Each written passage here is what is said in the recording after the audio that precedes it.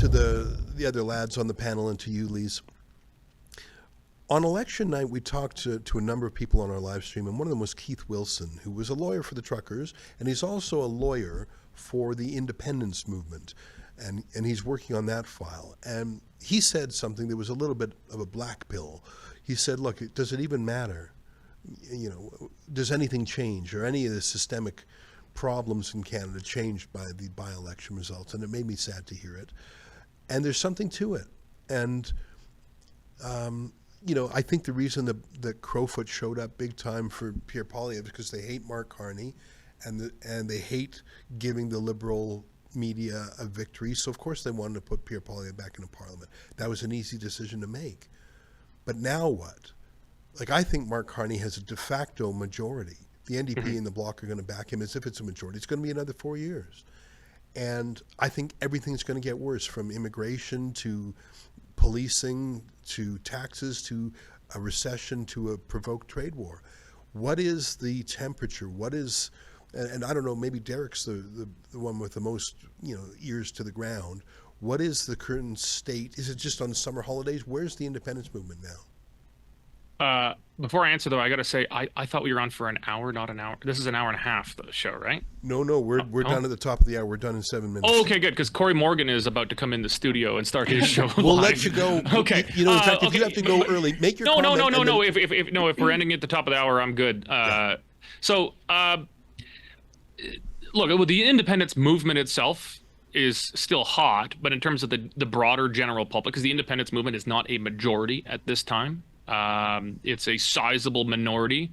But I think, kind of the middle public that's between the Jason Kenney and Thomas Lukaszuk and Naheed Nenshi style unconditional federalists on one side, and then Keith Wilson or myself or Corey Morgan on the other, the roughly third of Albertans in the middle that would decide something like this. I think most Albertans are still in a wait and see moment. Carney has said some of the right things. He does not have, in German we have the term Backpfeifengesicht, which means a punchable face. He does not have a Backpfeifengesicht. Carney just looks like a regular generic white dude who works in an accounting firm. So he's not naturally dislikable the way that Trudeau is. But he has not yet had to make the tough decisions.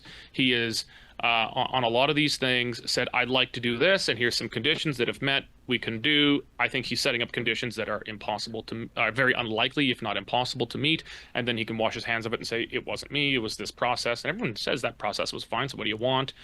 He has not yet had to make the tough calls that are going to really light a fire under anyone yet. I would agree with Keith Wilson. I don't think the by-election actually changes anything. I don't think if the Conservatives won the federal election, I don't think it actually fundamentally changes Canada at this point. I think the changes that would be needed in Canada are so radical, fundamental, and constitutional that no one would be willing to do them.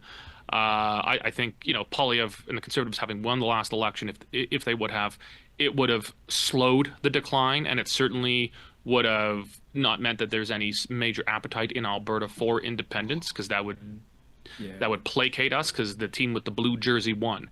But yeah, I think right now it's a wait and see moment. It's the summer.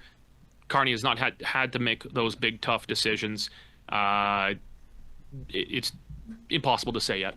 Yeah, we're definitely on the same page on that one. I've been to three, just last week I went to three independence events, one in Caroline, Alberta, Strathmore, and another one closer to home.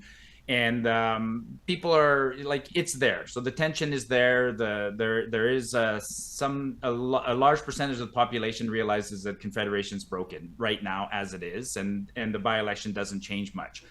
But I 100% agree with Derek. The fate of the independence movement right now is in the hands of Carney. It's what he does next. If he's smart, and I don't want to give him advice, but he's probably got people advising him on this already, Albertans just want to be left alone. We just, go back to 2010, 2012 Alberta. We just like to be left alone. We know we're wasting taxes, going to transfer payments. We don't care about that as long as Ottawa's not interfering in our lives every single day. So if Carney's smart, He'll leave us alone, and he'll even and he can be really smart and give a few carrots to Albertans, approve a pipeline, do something, and then he will disarm the separatist movement. But if he's not smart, then it will reignite. So it's in Carney's hands, and we're currently in recess. We'll see what happens when Parliament resumes in a couple of weeks.